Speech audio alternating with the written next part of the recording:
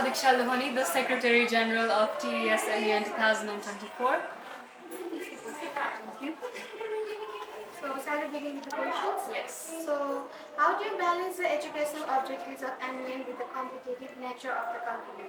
So, MUN is something that is an academic simulation. We can view it from both the academic perspective as well as it is something where people can learn without having to open up a textbook. So to balance is not really that difficult because it just goes along the way, it goes with the flow.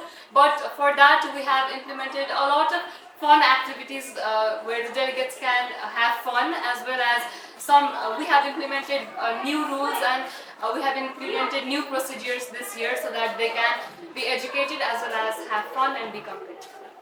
How do we ensure that the resolution passed in the MUN reflect realistic and actionable solution to global issues? So while making our committee agendas, I had discussed and brainstormed with the DIAS panel as well as the crisis head a lot. So in every single crisis and in every single agenda, it is made in such a way that it is a problem that is happening in the world currently. So to ensure that the resolutions are fruitful and can be implemented in real world as well, we have taken inspiration from UN's General Assembly reports, as well as we have oriented the delegates and the DIAS panel very well on what is currently happening around them.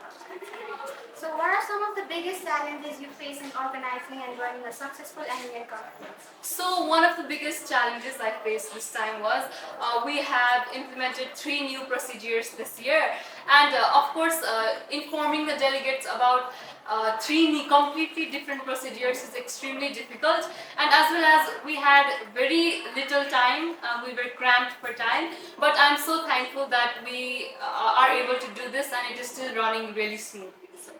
How do you incorporate feedbacks from previous conference to improve the current one? So to improve the current conference, I am still in contact with the last year's Secretary General, who has been of a great help to me, as well as the chair of my chair of last year.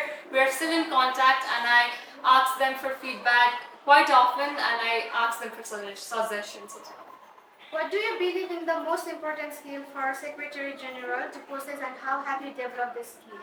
So something for a Secretary General to possess is really great high coordination skills, and in order to maintain a very high coordination skills, I feel like I personally separate my personal life from my professional life. So there might be a few of my friends in the dais or any other organizing committee. However, while working as a Secretary General, I look behind all of that and view everyone as equal, so coordination can be strong and unbiased. Great say. Being the Secretary General of the year 2081, what are the responsibilities that you carry, and what have you done to complete them?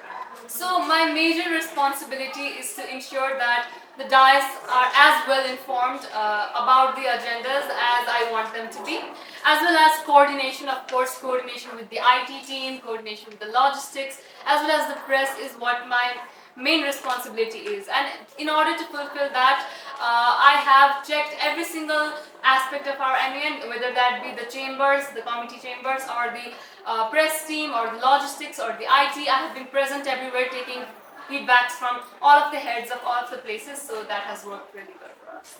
What are some innovative ideas for or trends you have introduced to this year MUN session? So this year we have 3 new additions. One of them is the General Assembly. So General Assembly is the main focus in a UN's conference. So we thought, why not implement it in our TESMUN's conference as well.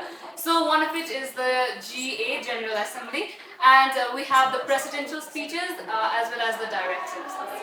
How do you plan to handle a situation where there is a significant disagreement within your executive team on how to address a critical issue during the MUN? So this has already happened a lot, and because we have worked in MUN for around, we have started working on it from maybe like a month or so.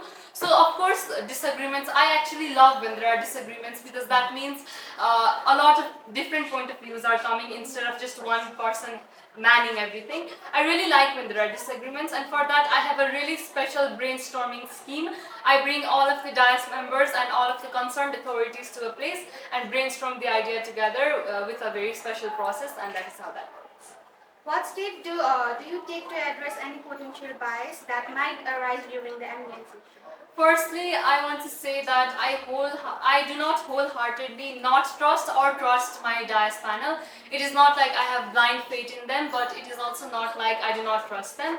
So while if I receive any sort of complaint relating to biasness, then I would look at it from both perspectives, whether that is from the delegates as well as the diocese perspectives.